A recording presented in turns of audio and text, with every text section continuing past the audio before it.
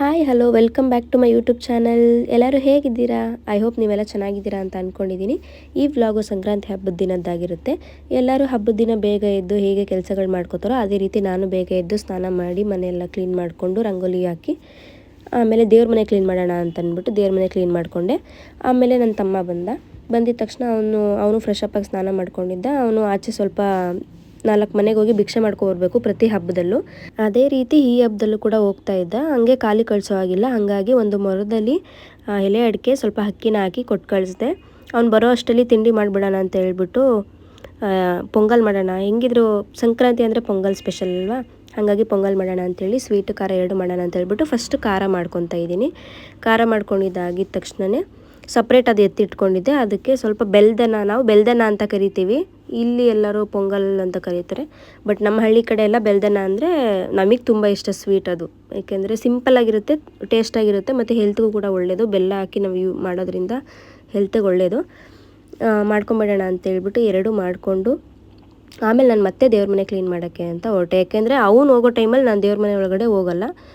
ಆಮೇಲೆ ಹೋಗಿ ಅವನು ಮತ್ತೆ ಬಂದ, ಅಕ್ಕಿ ಎಲ್ಲ ತೊಗೊಂಡು ಬಂದು ಅವನ್ನೆಲ್ಲ ಸ್ವಲ್ಪ ಡಿವೈಡ್ ಮಾಡಿಕೊಂಡು ಇಟ್ಟಿಟ್ಕೊತಾ ಇದ್ದ.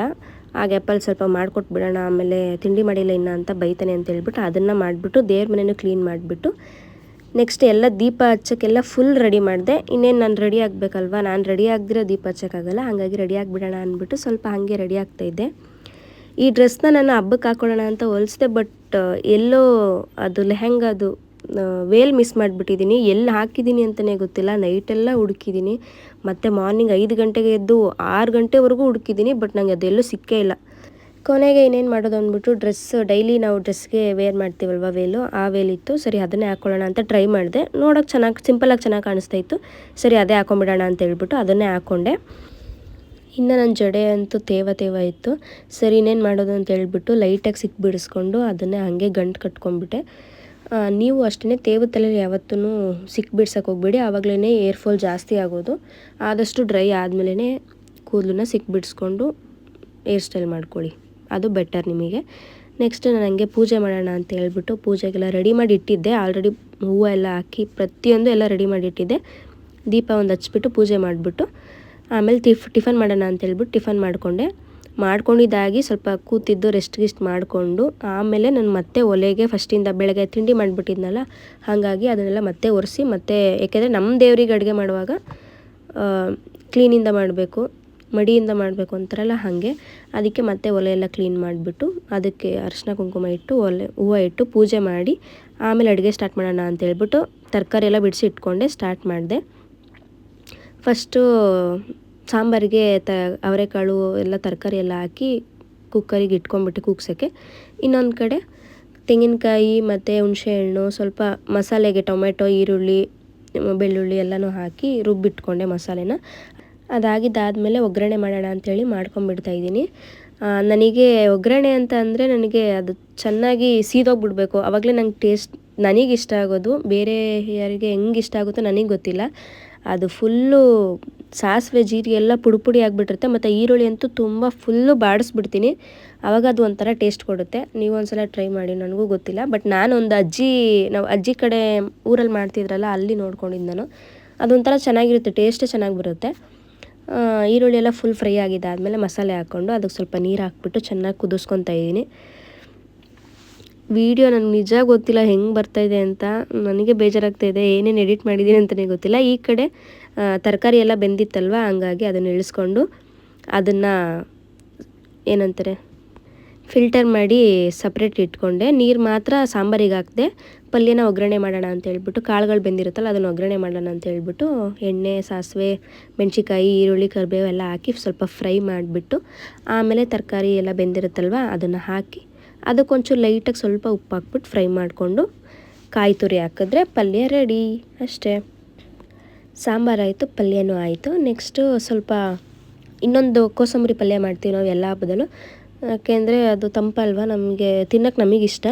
ಹಾಗಾಗಿ ಸೌತೆಕಾಯಿನ ಚೆನ್ನಾಗಿ ಸಣ್ಣದಾಗಿ ಕಟ್ ಮಾಡ್ಕೊಂಡ್ಬಿಟ್ಟು ಅದಕ್ಕೆ ಸ್ವಲ್ಪ ಕಾಯಿ ತುರಿ, ಕೊತ್ತಂಬರಿ ಸೊಪ್ಪು ಹಾಕಿ ಇಟ್ಕೊಂಡ್ಬಿಡ್ತೀನಿ.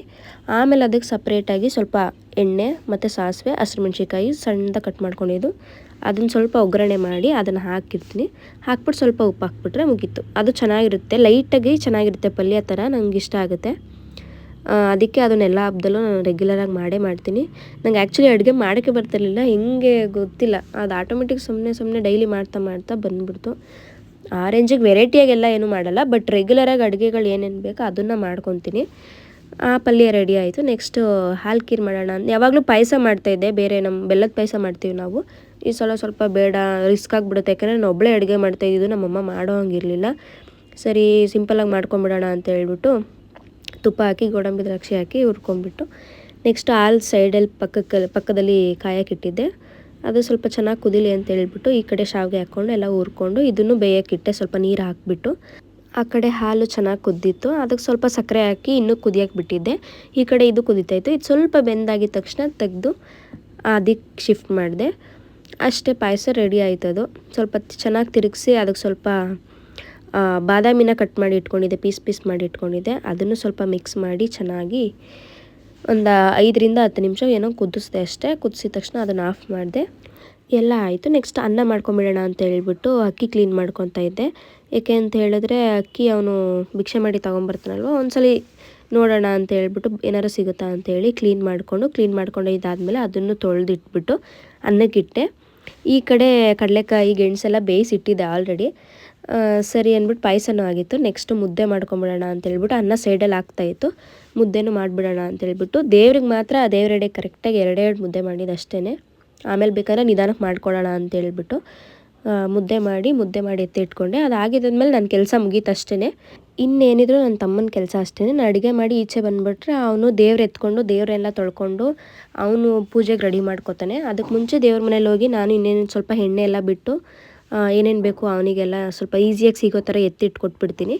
ಎತ್ತಿಟ್ಕೊಟ್ಬಿಟ್ಟು ನಾನು ಈಚೆ ಬಂದುಬಿಟ್ರೆ ಅವ್ನು ದೇವ್ರನ್ನೆಲ್ಲ ಕ್ಲೀನ್ ಮಾಡಿಕೊಂಡು ದೇವರಿಟ್ಟು ದೇವರಿಗೆಲ್ಲ ರೆಡಿ ಮಾಡಿ ಮಾಡ್ಕೊತಾ ಇರ್ತಾನೆ. ಆಮೇಲೆ ನನ್ನ ಕರೆದ ತಕ್ಷಣ ನಾನು ಹೋಗಿ ಊಟ ಕೊಡಬೇಕು. ನಾನು ಏನೇನು ಮಾಡಿದ್ದೀನಿ ಎಲ್ಲ ಅವನಿಗೆ ಕೊಟ್ಟರೆ ಅವ್ನು ನೀಟಾಗಿ ಬಡಿಸ್ತಾನೆ. ಬಾಳೆ ಎಲೆ ತಂದಿದ್ವಿ, ಬಾಳೆ ಎಲೆಯಲ್ಲಿ ಇಟ್ಬಿಟ್ಟು ನೀಟಾಗಿ ಎಲ್ಲ ಬಡಿಸ್ಬಿಟ್ಟು ಪೂಜೆ ಸ್ಟಾರ್ಟ್ ಮಾಡ್ದೆ.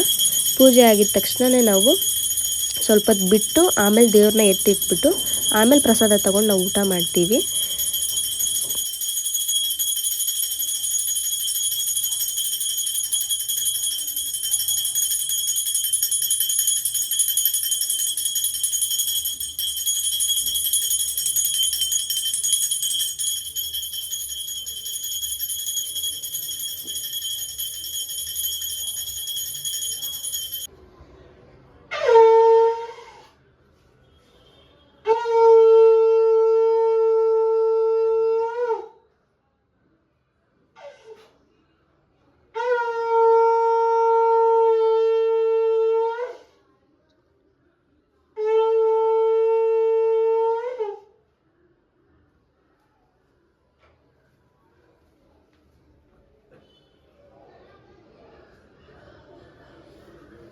ನನ್ನ ತಮ್ಮ ಪೂಜೆ ಮಾಡಾದ್ಮೇಲೆ ನಾವು ಪೂಜೆ ಮಾಡೋದು, ಅಲ್ಲಿವರೆಗೂ ನಾವು ಮಾಡೋಂಗಿಲ್ಲ.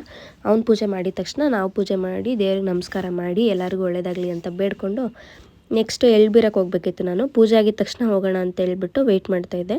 ಪೂಜೆ ಆಗಿದ್ದಾದಮೇಲೆ ನಾನು ಪೂಜೆ ಮಾಡಿಬಿಟ್ಟು ಎಳ್ಬೀರಕ್ಕೆ ಹೋಗಿದ್ದೆ ಅಷ್ಟೇ. ಇದು ಇವತ್ತಿನ ವ್ಲಾಗು. ಎಲ್ಲ ಹಬ್ಬದಲ್ಲೂ ಹೀಗೇ ನಡೆಯೋದು ನಮ್ಮ ಮನೆಯಲ್ಲಿ. ಡೈಲಿ ರೊಟೀನ್ ಅಂತಲೇ ಹೇಳ್ಬೋದು. ಹಬ್ಬದ ರೊಟೀನ್ ಹೀಗೆ ಇರುತ್ತೆ, ಮಿಸ್ಸೇ ಆಗೋಲ್ಲ. ಅಷ್ಟೇ ಈ ವಿಡಿಯೋ ಇಷ್ಟ ಆಗಿದರೆ ಲೈಕ್ ಮಾಡಿ, ಕಮೆಂಟ್ ಮಾಡಿ, ಶೇರ್ ಮಾಡಿ. ಹಾಗೆ ನನ್ನ ಚಾನಲ್ನ ಸಬ್ಸ್ಕ್ರೈಬ್ ಮಾಡಿ. ಯಾರೆಲ್ಲ ಇನ್ನೂ ಸಬ್ಸ್ಕ್ರೈಬ್ ಮಾಡಿಲ್ಲ ಪ್ಲೀಸ್ ಸಬ್ಸ್ಕ್ರೈಬ್ ಮಾಡ್ಕೊಂಡು ನೋಡಿ.